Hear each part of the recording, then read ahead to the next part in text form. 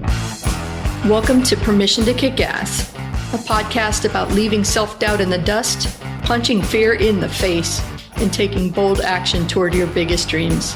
I'm Angie Coley, and let's get to it. Hey there, and welcome back to Permission to Kick Ass. With me is my new friend, Miriam Schulman. Say hi, Miriam. Hey there. Hey. I'm so glad to have you on the show today. First, tell us a little bit about what you do. So I'm an artist. Yes. And an artist, a capital A artist. I mean, I know writers are artists too, but I'm a painter. Ooh. And I help other artists, either those who want to learn how to paint and learn techniques, or those who want to turn their passion into a paycheck. Oh, yes. I love that so much, especially since I feel like there are a lot of people out there that would be artists full time, but they have that head trash around them about, I can't make money from this. This always has to be my side hustle or my hobby. Yeah. Well, I swallowed that Kool-Aid too, which is why when I went to college, I didn't fully commit to an art major. I didn't go to an art school. I did art history with engineering because I thought it had to be practical. Mm-hmm. And I actually started off on Wall Street. Ooh. So, because I had swallowed that whole storyline that you can't make a living as an artist. Well, P.S. That's not true. Myself and my clients are living proof of that. And there's lots of artists make a living from their art. Complete and utter BS. We are here to trash this. If you haven't learned by now in this podcast, I'm going to tell you, anything you want to create a business out of, you probably can figure out a way. I mean, if you think about it, somebody got paid to create Bubba teeth. Like, they made money. Well, I mean, there are some things that, like, I will tell my clients, because some people come to me, it's like, well, I paint on rocks, and my problem is I can't find a big enough audience for painted rocks. And I'm like, well, that's not your problem. Yeah. I mean, I think you need to paint something else. Yeah. So. That's a good point to bring up, because make a business about anything there is a caveat to that. You have to have a large enough market and interest in that. I think that's the reason why I was so comfortable. So I thought I was going to be a screenwriter. I wanted to be Shonda Rhimes. I wanted to create these big TV shows and worlds. First of all, I didn't really have the world building skills that she does. I was a pretty decent writer, but when I wound up being laid off from my television development job out in LA, I fell into copywriting by accident, which is, I think, adjacent to it, especially since I got to script like TV commercials and all kinds of sales videos and things like that. So I still got to play in this space that I really love and be really, really creative, but it just wasn't for TV, Like, there's always a way to make it work that may not necessarily be the way you thought it was going to work. Right. I agree with that. So it's like the skills are needed, but maybe it manifests in a different way than you initially pictured. Exactly. That's, but I think that is the power of daring to follow your dream in the first place, because I don't know. I joke all the time that I fell into copywriting, and that was because of one talk with somebody that I had in one of my screenwriting classes while I was getting my master's degree to go get that screenwriting job and be Shonda Rhimes. And later on, I remembered that book and read it and went back and started to become a copywriter. So just by starting to follow the path, you find other little steps that might lead you down interesting journeys that wind up becoming the actual journey. Well, yeah. And also, so your viewers can't see me, but meanwhile, I don't know if you can guess my age by looking at me, because I keep my gray hair brown. But when I was in college, we barely had the internet. I mean, I think, you could log on to a internet from the college website, but that wasn't really a thing. So a lot of the things that I'm doing now, didn't exist. Podcasting didn't exist. Online classes didn't exist, which was a huge part of my business the last 10 years. So, and the thing is, and this is what I tell my kids, who we were saying before, I think it was before we hit record. So my kids are in their 20s, by the way. So like I say, my kids, what you end up doing may not exist yet. Yes. Yeah, that's, I love that. And I love that because for a long, long time, And I got that message too growing up. Like, you're smart. You need to do something practical. Be a doctor, be a lawyer, be one of those guaranteed things. Nothing is guaranteed. If anything, the last few years have showed us that everything can change on a dime. Nothing is guaranteed. Why not follow your bliss and see where it leads you? Why not follow it? Ooh. I'm interested to know, actually, because you snuck that in there sideways, that you used to work on Wall Street. Tell me a little bit more about that and how you wound up actually pursuing fine art. Okay. So, fine art was something I always did. So it's not like suddenly at age, 25 or 30, I said, okay, I'm going to pick up a paintbrush for the very first time. So it wasn't that. It was always something I wanted to do. And I denied that piece of myself. And so I worked for a very large bank, very profitable job, and even worked for a hedge fund. So it was serious money. But I had to take a step back. No, I didn't have to. I chose to take a step back when my hedge fund had blown up very famously in 1998. And I decided I became very disillusioned with the whole world. I took a step back, which I thought was going to be temporary. But then when 9/11 happened, I decided it was permanent because I was looking for a sign from the universe. What should I do next? And that sign from the universe of watching the World Trade Center melt down, including one of the buildings I used to work at. So I used to work inside Severn World Trade. Seeing that crash down, I knew I couldn't go back. Moreover, Angie, I actually was in the World Trade Center when the first terrorist attack happened, which most people don't remember because 9/11 has completely overshadowed it. But in 1993, there was a bombing of the World Trade Center, and I was in those buildings at that time. And my colleagues kept working. Wow. Throughout. Right. So I had gone to lunch. I came back to my desk and I could see outside the window what was happening, that there was people were smashing the windows to let the smoke out of the building, and there were helicopters. And we learned that there was a terrorist attack because we didn't have cell phones back then. We learned that what was happening, and my colleagues were sitting there at their desk working at their computers. So when 9/11 happened, I felt like, well, I would have been dead. I would have been one of those people in the second tower who didn't evacuate if I had been working there. So there was no way I was going back to that world ever. That's just, I don't know, that hit me in my core, like in the center of my being, knowing when you see something terrible, like the towers falling, that could be me if I stay on this path, something.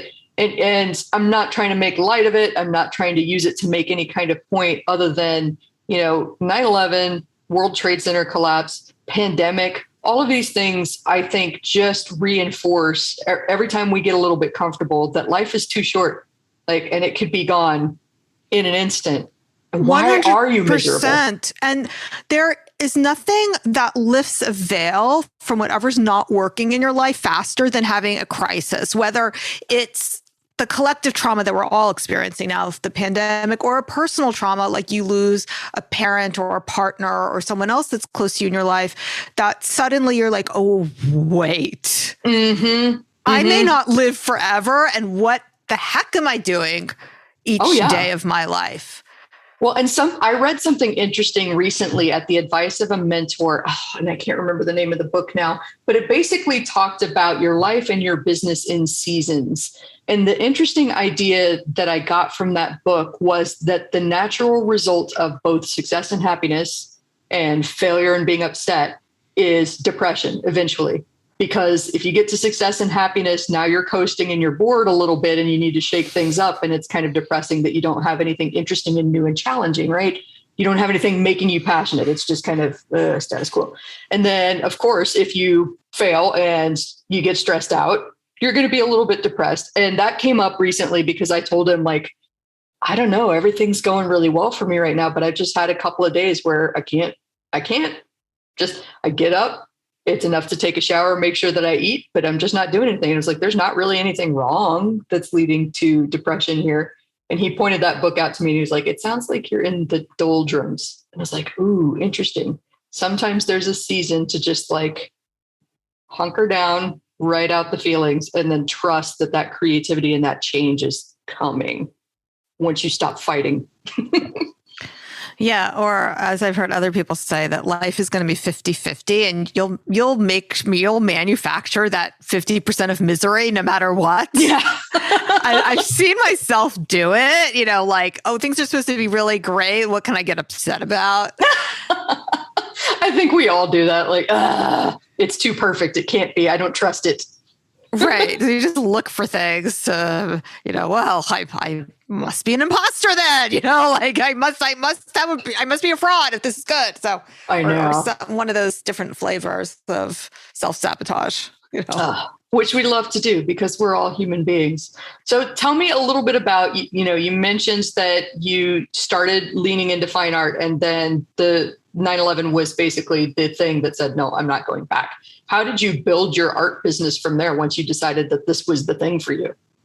Yeah, well, like many entrepreneurs, like I didn't start off thinking, yeah, art is the thing. Like I still didn't trust that I was going to be able to make a full-time living from that. So I thought I was going to make a living teaching Pilates. Like for some reason that seemed like, you know, I don't know who explained to me that that's where the riches were. I mean, obviously they weren't. But when I was working for the gym, they were very invested in making sure that the trainers knew how to sell personal training packages.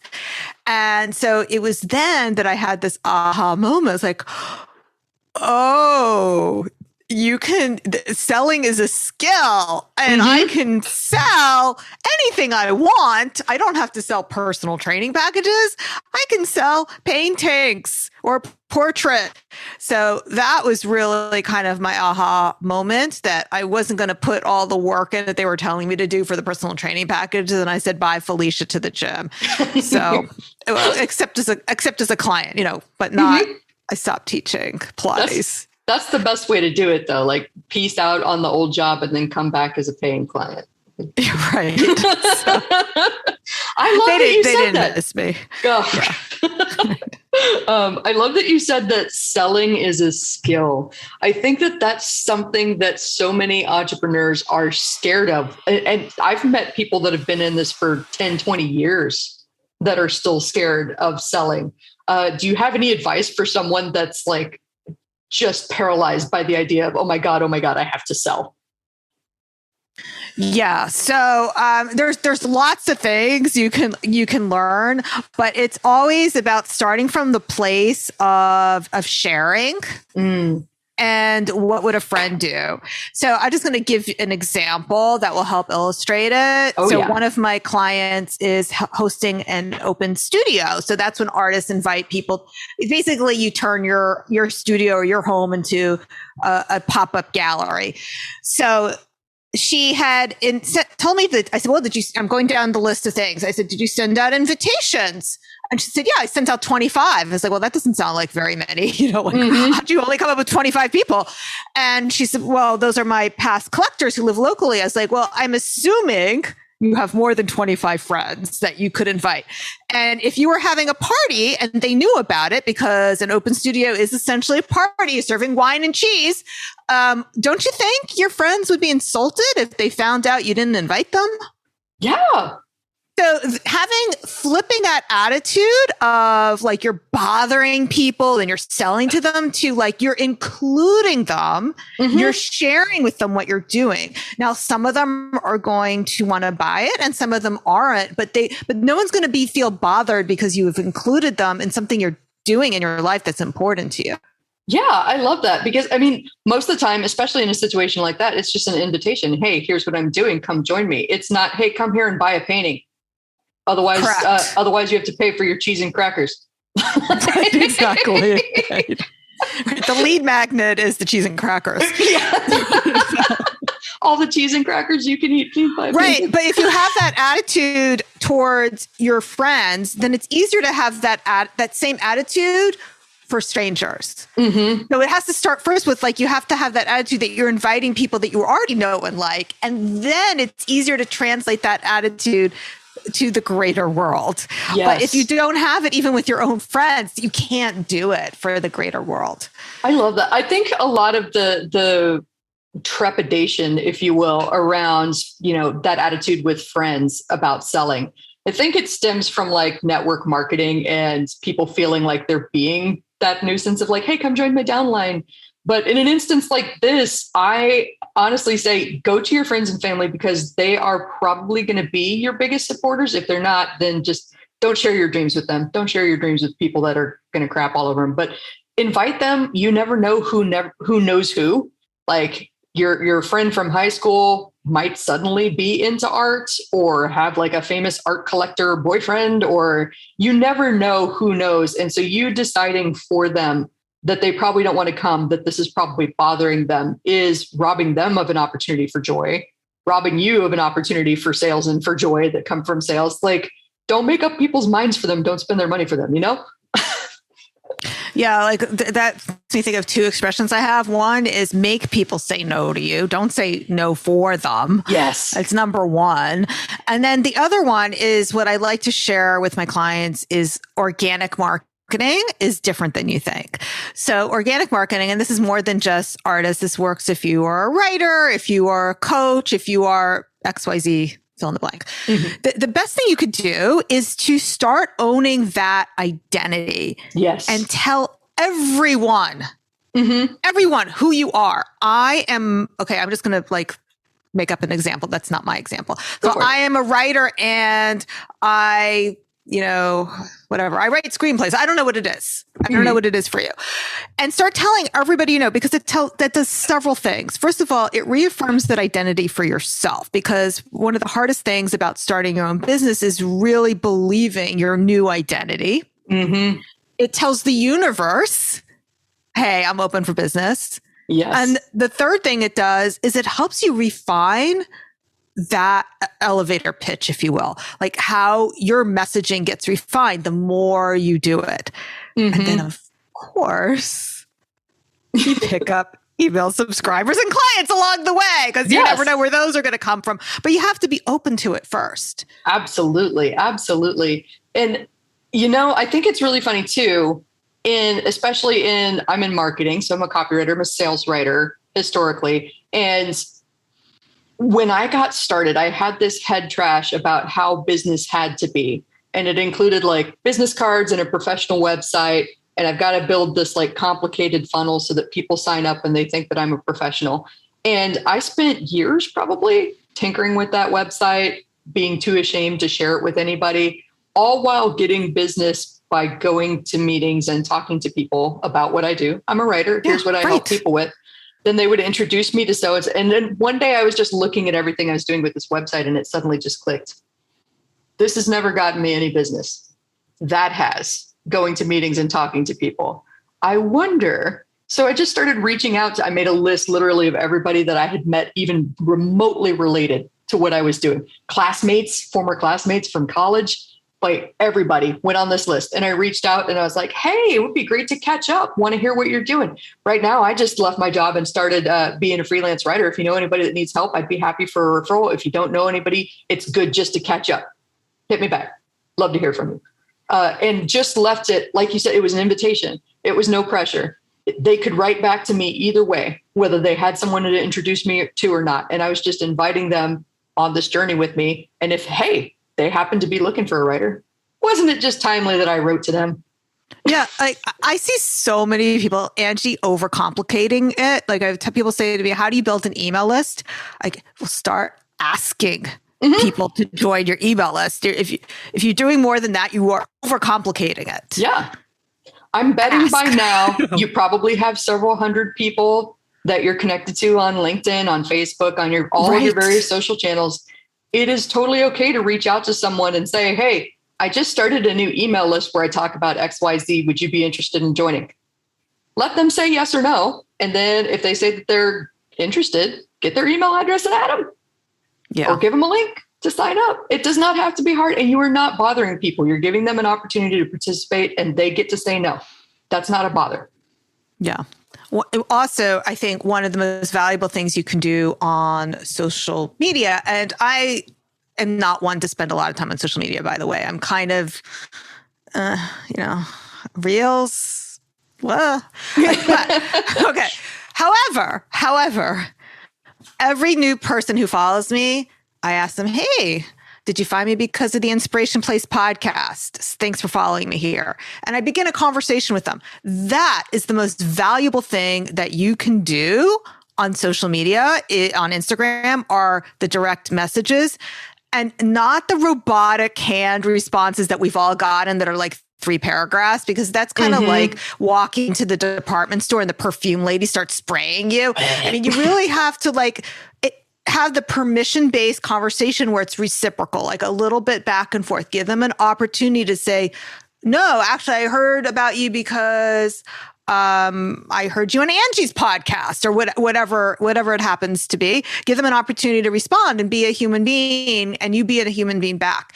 It will lead to, of course, how you can help them. Like, so I might say, hey, have you gotten my free artist profit plan yet? And then if they say no, it's like, okay, well, here's the URL, schulmanart.com/profit. Yeah. See how I slyly did that on your show too. Oh, so, absolutely. They're going to have a clickable link at the end. Okay. You're going to have a link in the show notes. People are definitely going to find you. And I really was glad that we got introduced too, because as you know, when we were talking before, I was specifically looking for non-writer creative people to bring on the show to illustrate that all of this stuff there, it's different, but there's still some overlap in these creative industries as to how you approach and build a business. It's exactly the same as what you did. I went out to people and said, hey, I'm a writer. This is what I'm doing now. Do you know anyone? You go out to people and say, hey, I'm an artist. This is what I do. Would you like to come to a show? I'm kind of making it up there, but yeah. No, that's 100% right. And Angie, what's so interesting is that artists think that, like, whether they're writer, artist, painter, artist, clay artist, whatever kind of artist, we all think we're unicorns, and like, well, that business stuff over there, that doesn't work for us. And what's interesting is the business world, they think that, like, they also look at us like we're unicorns. Oh, you must do things really differently. I'm like, no, actually, it's exactly the same. You know, everything you're talking about over there and everything we're talking about here, we might have like different vocabulary to describe it, but the principles are the same. Selling is selling. Oh, yeah. And I think it's really interesting because I was talking to someone earlier this week that I consider to be a really smart business person. Like, I love being in his orbit. He totally just gets it. And he and I vibe on one thing that I think is pretty powerful. Never underestimate the power of the right idea at the right time. I love that. Say more. Like I mentioned earlier that I took one screenwriting class. Like, what are the odds of I chose the school, I got accepted, I signed up for this particular screenwriting class. I was in class with this woman who interviewed an author, and this is the book. And then 2 years later, when I'm laid off, my brain suddenly goes, what about that book from 2 years ago? And then I go and find it. I spend $20 my broke ass does not have, and read this thing in an afternoon and go, yeah, I can be a copywriter. I think I could do that. Start reaching out to all my friends and saying, who do you know who needs help? That was how fast I changed directions just from getting that book. Like, it wasn't the right time, clearly, when I was in screenwriting, because I was already on this path trying to be a screenwriter. But when suddenly it looked like my dreams of being a screenwriter and a showrunner weren't necessarily going to happen the way that I wanted it to, and I'm looking for a new opportunity, brain goes, hey, what about this thing? Ooh, there's this book that someone wrote that literally changed my life, guys. Like, don't underestimate the power of art, of creative work, of ideas. Like, that's what that businessman I love. Like, intellectual property is an asset class. You create something out of nothing that blows people's minds. Of course it's valuable. Of course it's valuable. Of course it is. And right now, with the world we're living in, we need beauty, comedy, feelings. We need all that, those experiences more than ever. We are so sensory deprived from the way we've been living, first by, just the lockdown. But then I think many of us, and I'm including myself in this, you kind of got used to being agoraphobic and not leaving your house, and not, like, people call me now, they have to drag me out. It's like, oh, we still do that? You want to have coffee with me? I didn't know that was still a thing. Like, I forgot. Like that's what it means to be a social person. So, we are so sensory deprived. So anything in the arts the world needs your art more than ever. Mm-hmm. And oh gosh, like I'm in Pompano Beach, so I travel full time. I don't know if I've told you that. I've mentioned it on the podcast, so my listeners know. I'm currently in Pompano Beach, which is just a little bit north of Fort Lauderdale, Miami area. And a couple weeks ago, I met up with a friend who decided to take me to a place called Wynwood in Miami. And I don't know if you ever had an opportunity to be there, but it's this giant outdoor art gallery where people have set up the beautiful murals and big like 3D sculptures and these intricate rock carvings. And it's never so, I don't think that it would ever have occurred to me to book that experience for myself without her. But I can't even tell you how I felt walking in there and just being surrounded by this beauty, walking into the gallery and seeing this stuff for sale and being like, you know what, maybe I'll switch to painting. That's a $25,000 painting. It was inspiring in multiple ways. And it just kind of made me want to go home and start drawing stuff. I love that. That's a great story. I know I was in Miami this year, but I didn't know to go to Wynwood. Now I'll make sure I add that to my list for next time. Wynwood is a good one. And just down the street is this amazing restaurant called Bacan, where I had a grasshopper taco that was also incidentally really good. Oh, cool. I guess. I have a really Can't weird... say my mouth is watering for grasshoppers, but I trust you on that. I have a weird rule with being on the road in this grand adventure. Try things that you ordinarily wouldn't. So I don't know that I would make it a staple of my diet, but at least I can say that I tried it. Yeah. Well, that's a good lesson, I think, for entrepreneurs. So I like to say that successful people are willing to try things that unsuccessful people aren't. Yes. The people that keep themselves stuck in place think that they know how every move is going to turn out. And hey, the world has a funny way of surprising you. And the way that you think things are going to work often is not actually the way things work. Yeah. Or they do this to themselves. They look at two scenarios and they imagine failure in both of them. Like, if I do this thing, all these bad things are going to happen to me. So... Oh, goodness. It's just our way, our brains keeping us stuck is coming up with, okay, here's why that's a bad idea. I know. Like I try to be gentle with my brain because I know that she's just trying to protect me from what she perceives to be like the most dangerous, scary thing that you could possibly be doing right now.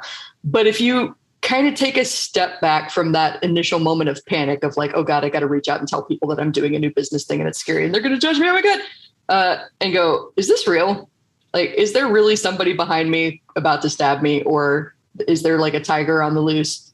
Or am I just scared that people aren't going to give me the reaction that I want? Hey, reality is that there are going to be people that don't give you the reaction you want. It's okay. Let it go. Look for the people that give you the reaction that you want. They're out there. I love that. So I'm curious, I want to circle back again to the beginning of your art business, because I love how you approach that, getting good at sales. What led you to creating the courses part of your business and kind of expanding what you do? Oh, great question. So I got approached by a customer on Etsy who said, hey, could you teach me how to do that? Do you have any online classes? And this was back in, I think, 2012. So early days, I hadn't heard of online classes yet. And I didn't wait for the next person to ask me. I was like, I looked into that right away. I was like, okay, this is cool. I'm going to try this. So some people look at me and they say, oh, Miriam, you don't have fear. I don't know if it's that I don't have fear, Angie. I think sometimes it's just because I'm like this impulsive ADD child. Like I'm just stupid. Like ADD kids will just like run their bike over the cliff. Let's see what happens. This is going to be fun. That's like me, like it's not that I'm scared. It's I'm like too naive to know like how badly sometimes something's going to turn out. So that was my online class entree. And my first one was not a success, by the way, but because I didn't know the whole, lead magnets and email lists. And I didn't know how to do that. But once I learned how to unlock that, then things turned around. So I think, that's a great point too, because I think a lot of newer entrepreneurs, especially if they're going to create digital products or courses like you're creating, they worry about all of the steps that they're going to get wrong, and they stall taking action for years because they're afraid they're going to mess it up. Here you are telling me that you jumped in, did not get your first course right by a long shot. There was a lot of stuff that you didn't know, but you figured it out.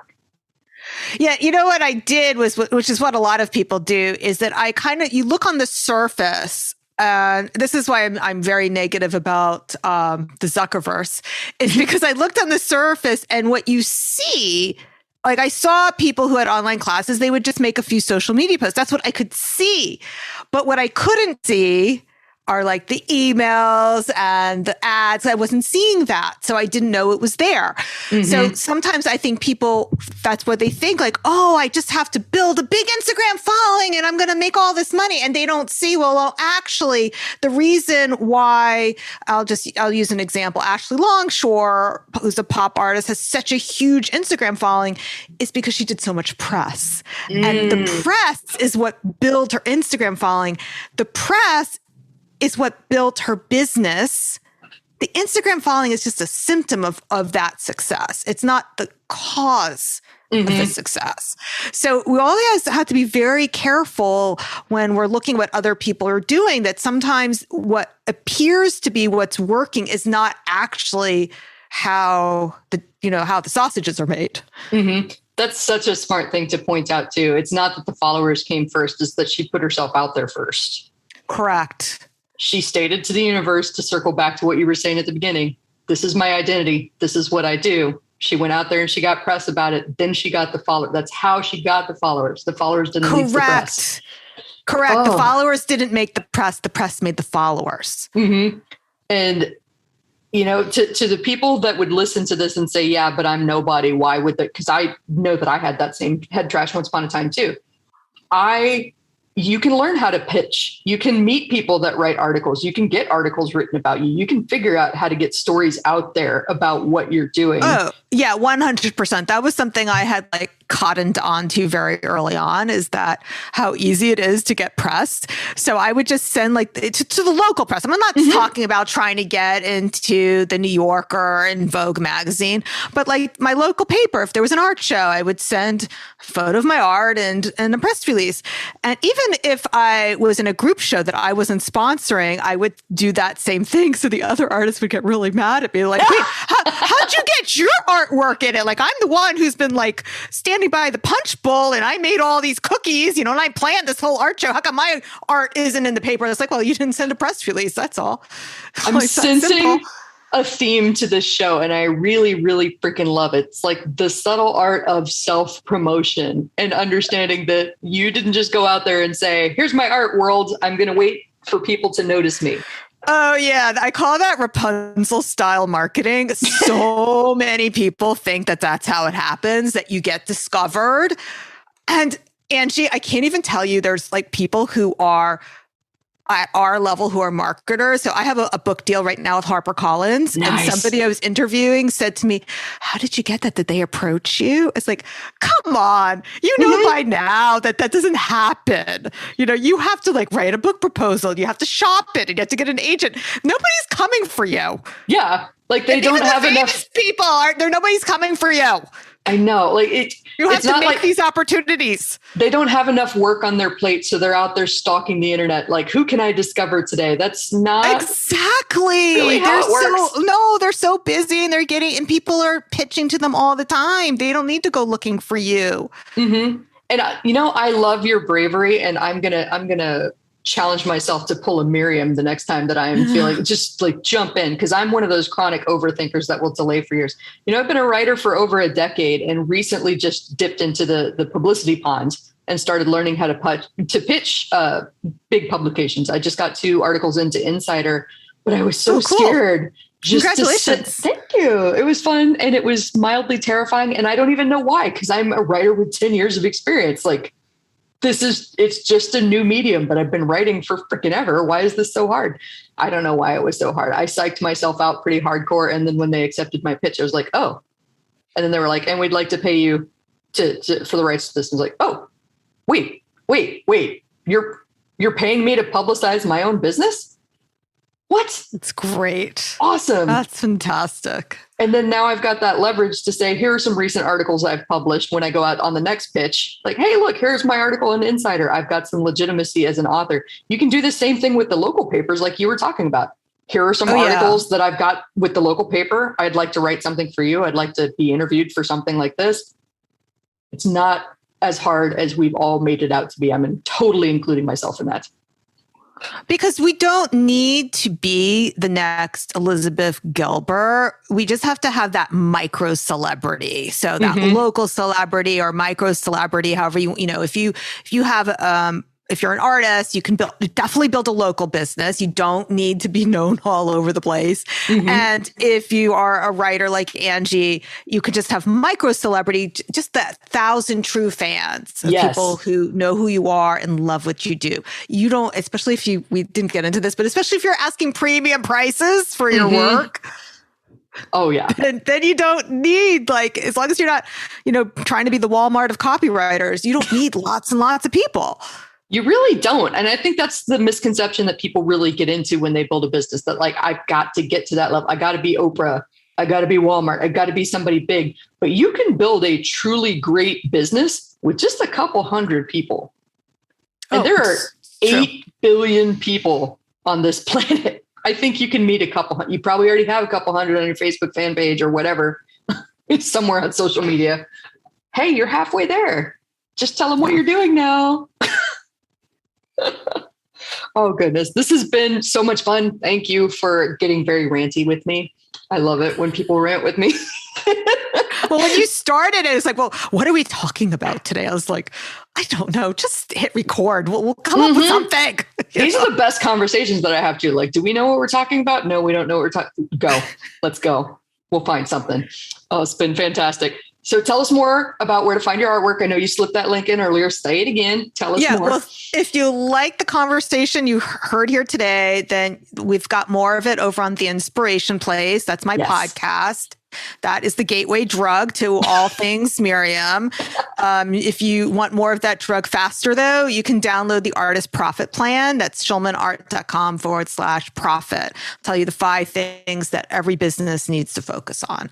Fantastic. Oh my gosh. I don't think that I have had a single guest compare themselves to a drug so far. So this is a first. I love it. I think they really are going to get addicted. Well, my podcast is the drug. It's not that.